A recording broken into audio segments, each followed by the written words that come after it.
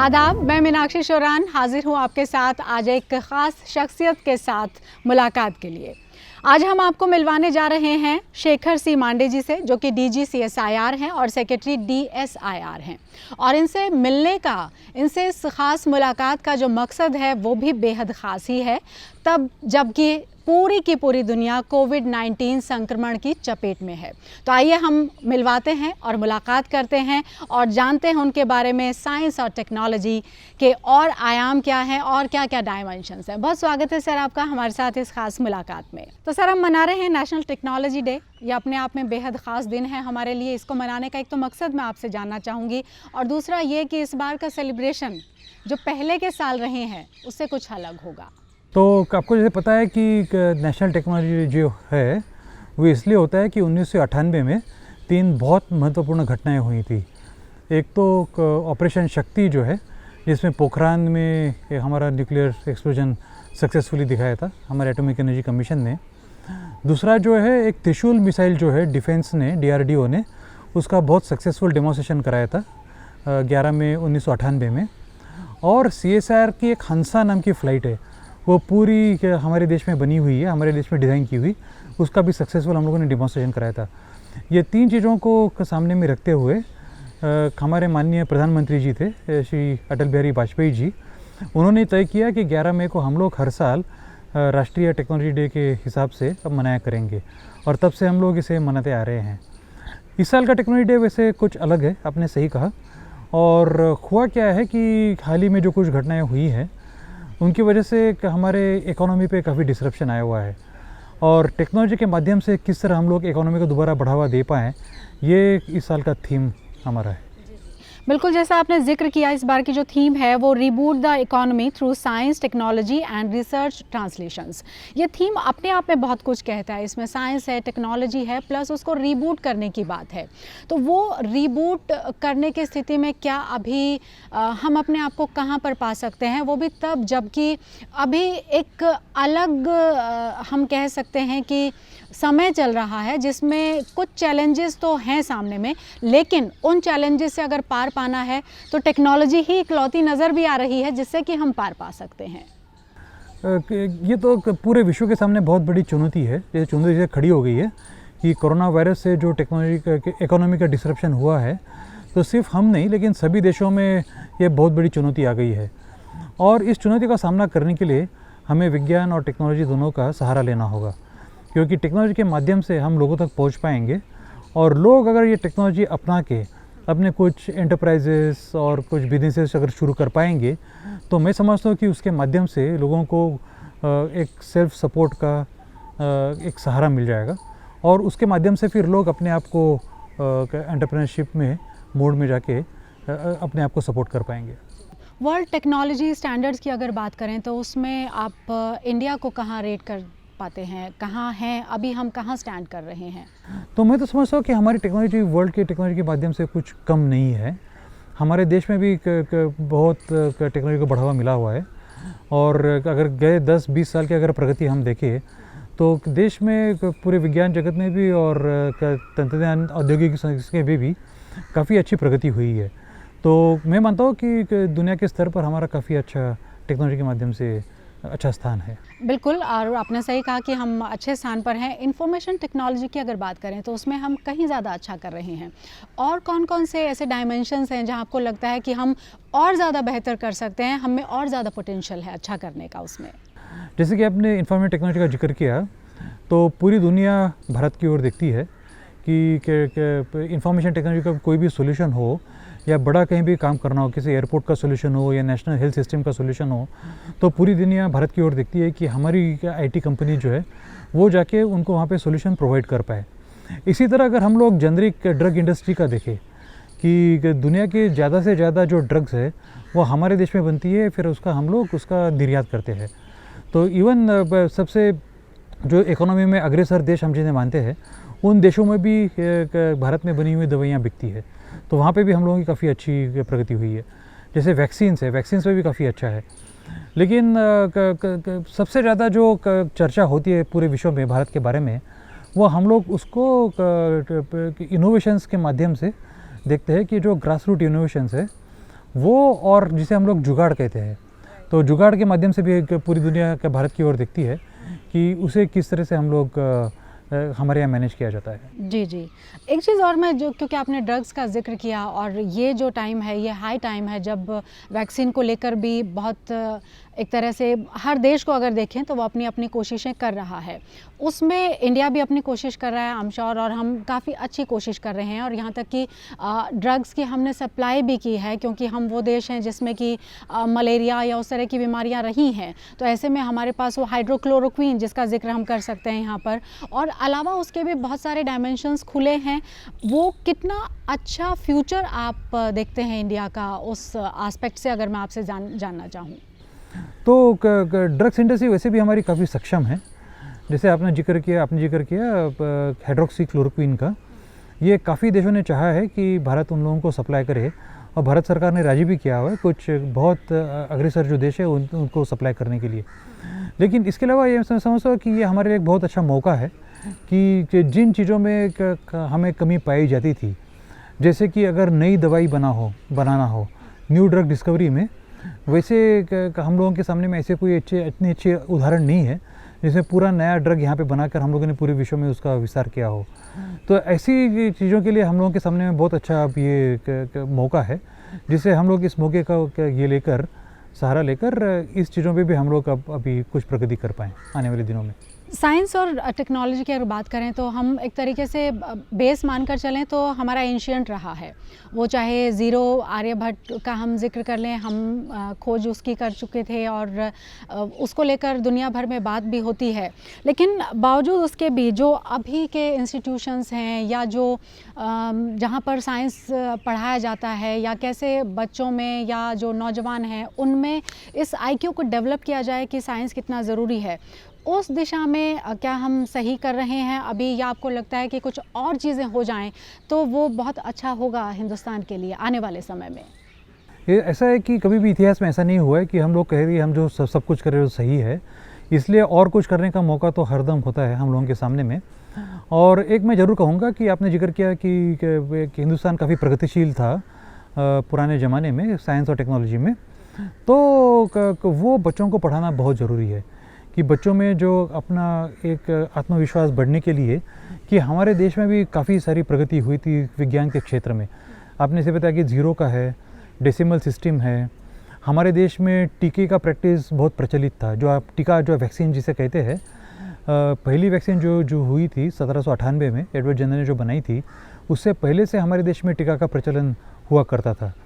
तो ये सब चीज़ें बच्चों को पढ़ाना बहुत ज़रूरी है कि हमारे देश में भी काफ़ी सारी प्रगति हुई थी, और अगर स्कूल के करिकुलम में अगर इसे पढ़ाया जाए तो बच्चों में थोड़ा एक आत्मविश्वास पैदा होने की आशंका है कि वो उसकी वजह से बच्चों में उसके आत्मविश्वास बढ़ जाएगा, और वो भी आने वाले दिनों में साइंस एंड टेक्नोलॉजी उसी आत्मविश्वास से कर पाएंगे जिसे पाश्चात्य देशों में लोग करते हैं।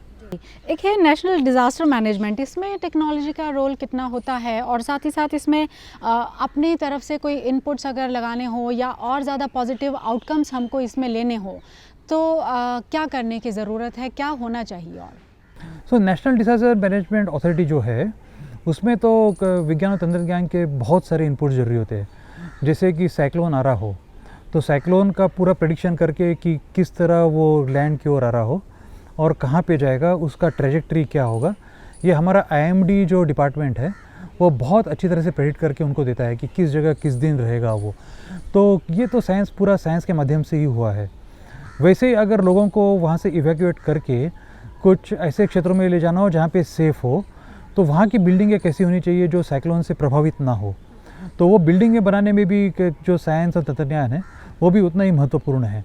लोगों तक अगर सेफ़ पानी या खाना पहुंचाना हो साइक्लोन के टाइम में, उसमें भी साइंस की बहुत अहम भूमिका है।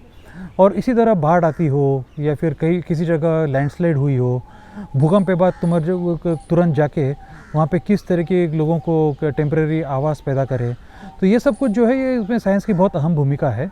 और इसलिए कंटिन्यूस फीडबैक होता है NDMA को साइंस और टेक्नोलॉजी के माध्यम से कि किस तरह से हम लोग उसके मिटिगेशन में लगे रहे हैं।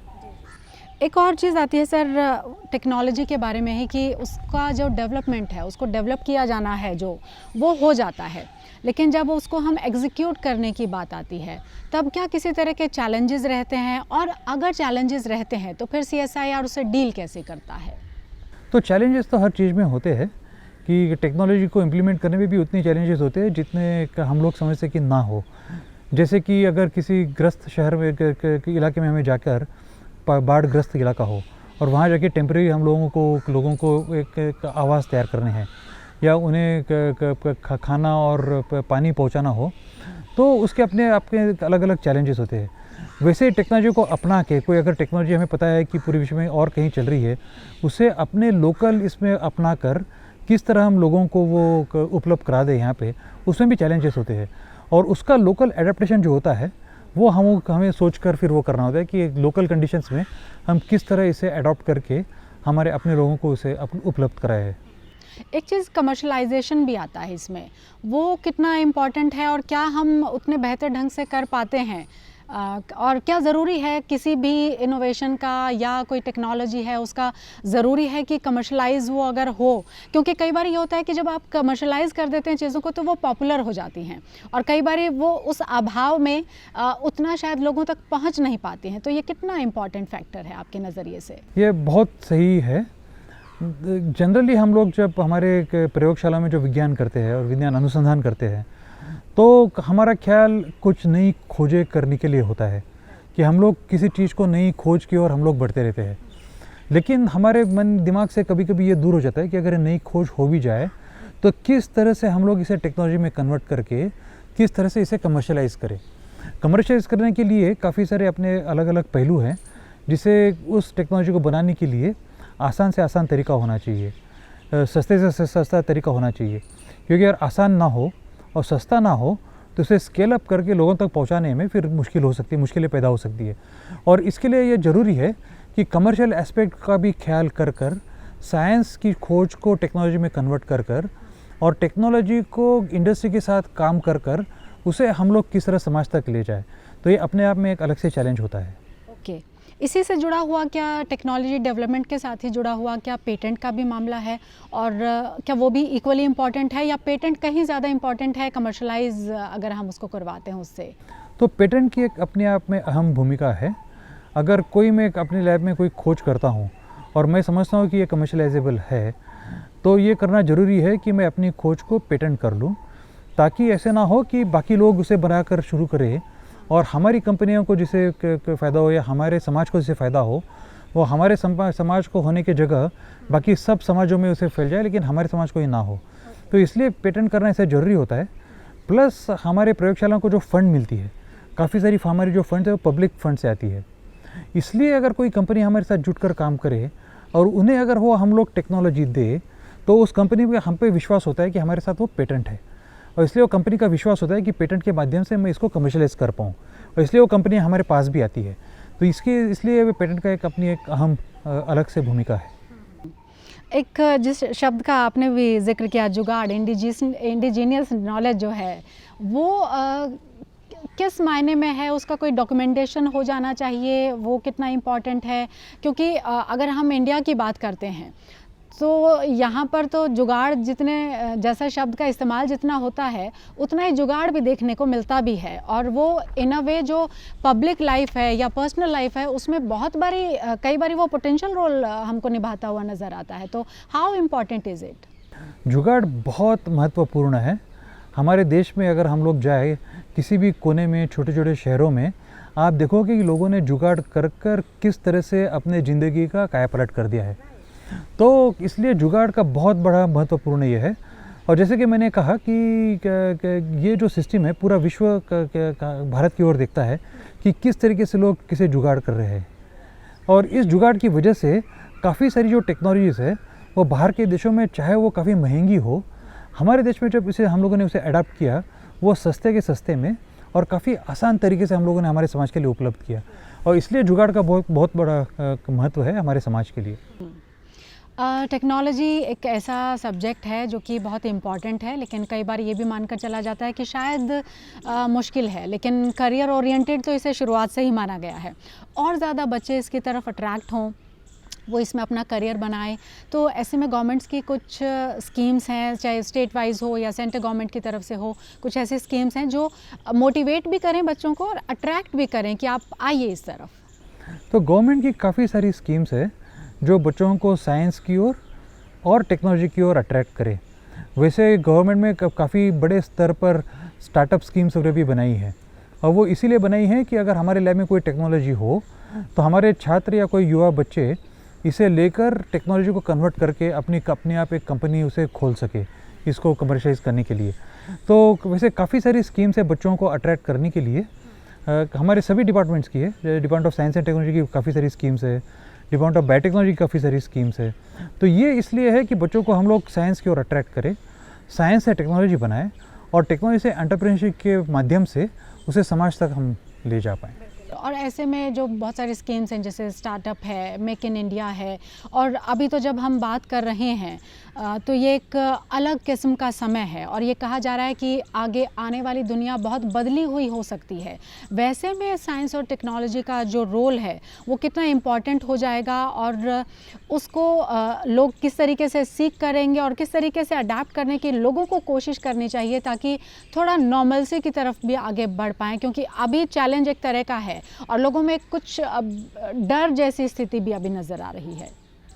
तो मैं तो ये कहूँगा कि डरने की तो किसी को ज़रूरत नहीं है। रोग ऐसे विषाणु जो है वो काफ़ी इधर उधर से आते हैं और कुछ ना कुछ लोगों को हो जाता है, तो डरने की ज़रूरत नहीं है। इसके ऊपर हमारे वैज्ञानिक पूरे सक्षमता से काम कर रहे हैं, सतर्कता से काम कर रहे हैं, और मैं समझता हूँ कि आने वाले कुछ महीनों में कोई ना कोई सोल्यूशन तो ज़रूर हमारे सामने उभर कर आ जाएगा। जैसे कोई वैक्सीन हो, कोई दवा हो, ये हमारे सामने उभर कर आ जाएगा और हम लोग इसके ऊपर ज़रूर मात कर पाएंगे इस रोग को। लेकिन जिसे आजकल काफ़ी कहा जा रहा है, जिसे न्यू नॉर्मल कहते हैं, कि हमारी ज़िंदगी बदल जैसी गई है, और इसकी वजह से लोग विज्ञान की ओर ज़रूर देख रहे हैं कि विज्ञान हमें किस तरह से इसे बाहर ले जाए, और न्यू नॉर्मल को अडॉप्ट करने से हमारा विज्ञान किस तरह से, टेक्नोलॉजी किस तरह से हमें इसे अडॉप्ट करने के लिए हमें सक्षम करे।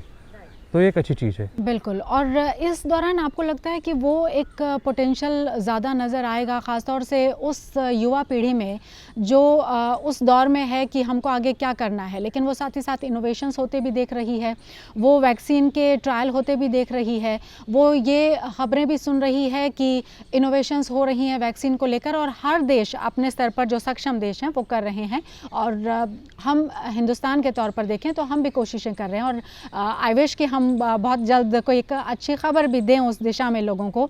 तो वैसी स्थिति में जो IQ का डेवलपमेंट है इस समय में उस पीढ़ी का, उस पर आप कोई असर देखते हैं? कुछ एक इनोवेशन की तरफ बढ़ता हुआ रुझान, प्रभाव देखते हैं, या कैसे देखते हैं आप इसको?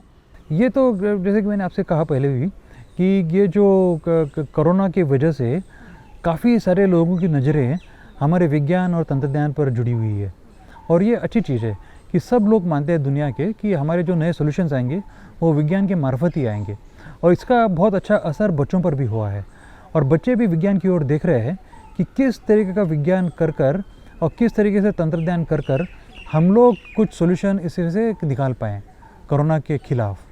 तो इससे ज़्यादा अंडरस्टैंडिंग भी बच्चों की बढ़ेगी, ज़्यादा अवेयरनेस भी बढ़ेगा बच्चों में, और मैं मानता हूँ कि ये विज्ञान और तंत्रज्ञान के लिए काफ़ी अच्छा रहेगा आने वाले समय में।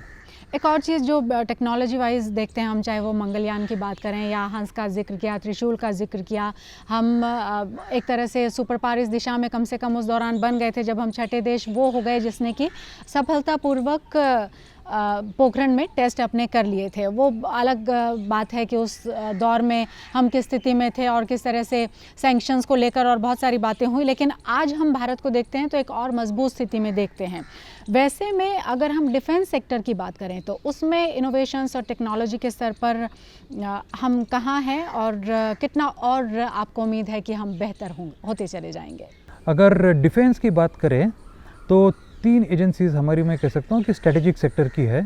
एक तो DRDO है, एक डिपार्टमेंट ऑफ एटॉमिक एनर्जी है, और एक ISRO है। इन 3 संस्थाओं को हम लोग स्ट्रेटेजिक सेक्टर में मानते हैं, और तीनों एक से एक बेहतर तीनों संस्थाएं हैं। और आज के दिन भी जब कोरोना हमारे सामने में आ गया, कोरोना की इतनी बड़ी समस्या हमारे सामने खड़ी हुई, तो उस वक्त DRDO ने तुरंत खड़े होकर काफ़ी सारी चीज़ें जो जी हमारे पास नहीं थी, जैसे कि वेंटिलेटर हो, हॉस्पिटल असिस्टिव इक्विपमेंट्स हो, या डिपार्टमेंट ऑफ एटॉमिक एनर्जी ने जो PPEs को अगर डिसइंफेक्ट करना हो, तो ये सब चीज़ें उन्होंने बहुत आसानी से अपने आप को रीओरिएंट करके तैयार की। तो ये तीनों संस्थाएं इतनी बेहतर संस्थाएं हमारे देश में हैं कि अगर किसी भी समस्या को उनके सामने में अगर हम लोग पैदा कर दे, उस समस्या का हल करना इन तीनों संस्थाओं के सामने में ऐसे हल वो कर सकते हैं। तो वहाँ के वैज्ञानिक जो है तीनों संस्थाओं में के बहुत होनहार वैज्ञानिक है तीनों संस्थाओं में, और किसी भी समस्या का हल करने के लिए वो पूरे सज्ज होते हैं हर समय पे। तो हमारे लिए बहुत गौरव की बात है। बिल्कुल बिल्कुल। और आप DG CSIR हैं, साथ ही सेक्रेटरी हैं आप DSIR। और कोविड-19 क्योंकि हम बार बार उसका जिक्र कर रहे हैं, क्योंकि अब अगर किसी चीज़ का सबसे ज़्यादा जिक्र हो रहा है आज के दिन में दुनिया भर के देशों में, तो वो कोविड-19 है। आपकी तरफ से मैसेज क्या है लोगों को? क्योंकि बहुत ऐसे मेजर्स उठाए गए इंडियन गवर्नमेंट की तरफ से भी और लोगों ने उसका पालन भी किया, लेकिन बावजूद उसके बहुत सारे शंकाएँ, शक हैं लोगों के मन में अभी भी। आप अपने संदेश के ज़रिए कैसे उनको एटीज़ करेंगे, क्या कहना चाहेंगे? मैं तो लोगों से सिर्फ ये कहना चाहूँगा कि सरकार बार बार कुछ आदेश जारी करती है कि कोरोना से किस तरह बचे रहे हम लोग, उन आदेशों का ज़रूर पालन करें और पूरा भरोसा रखें हमारे वैज्ञानिकों के ऊपर। हमारे वैज्ञानिक पूरी तरह से सक्षम हैं इस जंग का सामना करने के लिए, और मैं समझता हूँ कि हमारे देश में भी बहुत सारा इनोवेशन हो रहा है। इस इनोवेशन के मार्फत काफ़ी सारी चीज़ें हमारे सामने में खड़ी होंगी, और मैं पूरा आश्वासन देना चाहूँगा सभी दर्शकों को कि हमारे वैज्ञानिक हमारे देश के लिए ज़रूर गौरवास्पद काम करेंगे। जी बिल्कुल। और एक और चीज़ जो अंत में मैं आपसे जानना चाहूँगी, और ना सिर्फ हिंदुस्तान के जो लोग हैं बल्कि दुनिया के कई सक्षम देश भी हिंदुस्तान की तरफ शायद देख रहे हों कि हम किस दिशा में हैं वैक्सीन को लेकर या इलाज को लेकर कोविड-19 के, तो उस हवाले से आप कोई जानकारी देना चाहेंगे? तो मैं कहना चाहूँगा कि हमारे देश में किसी रोग को का अगर सामना करना हो, इसके 3 मुख्य पहलू होते हैं। एक तो डायग्नोसिस होता है कि रोग होने से तुरंत बाद हमें पता चले कि हमें रोग हुआ है या नहीं हुआ है। तो हमारे देश में एक डायग्नोसिस की 2 अलग अलग तरीके पाए गए हैं जो जिनकी खोज हुई है। एक त्रिवेंद्रम में श्री चित्रा इंस्टीट्यूट ने किया है और एक हमारे दिल्ली की IJB ने किया है, और दोनों ही बड़ी अच्छी खोजें की है। इसी तरह दूसरा पहलू होता है कि किसी रोग पर मात करने का, वो वैक्सीन्स का होता है, और वैक्सीन के ऊपर भी काम काफ़ी तेज़ी से शुरू हुआ है हमारे देश में। काफ़ी सारी कंपनियां इसमें जुड़ी हुई है, काफ़ी सारी लैब्स जुड़ी हुई है। और तीसरा पहलू होता है वो दवाइयों पर, और दवाइयों पर भी मुख्यतः CSIR का बहुत तेज़ी से काम शुरू हुआ है, और जो अर्ली रिजल्ट है काफ़ी अच्छे हैं, मैं इनकरेजिंग मानता हूँ इन्हें। और इन सभी जिस तरह से काम अगर तेज़ी से शुरू हुआ है, तो मैं मानता हूँ कि कुछ ना कुछ हमारे सामने में सोल्यूशन जल्दी उभर कर आ जाएगा। इस उम्मीद के साथ बहुत बहुत धन्यवाद आपका सर, आप जुड़े, हमसे बातचीत की आपने, और उम्मीद करते हैं कि जिसका आपने जिक्र किया कि टेक्नोलॉजी से, साइंस से लोग और ज़्यादा जुड़ेंगे। हम उम्मीद करते हैं कि युवा पीढ़ी और ज़्यादा जुड़ेगी और ज़्यादा भारत को सक्षम बनाएगी, क्योंकि ये वो आयाम है, ये वो विद्या है जिससे जुड़ने के साथ साथ न सिर्फ आप अपना बल्कि आप देश का भी विकास करते हैं। बहुत बहुत शुक्रिया सर, अपना वक्त देने के लिए हमें बहुत बहुत शुक्रिया आपका।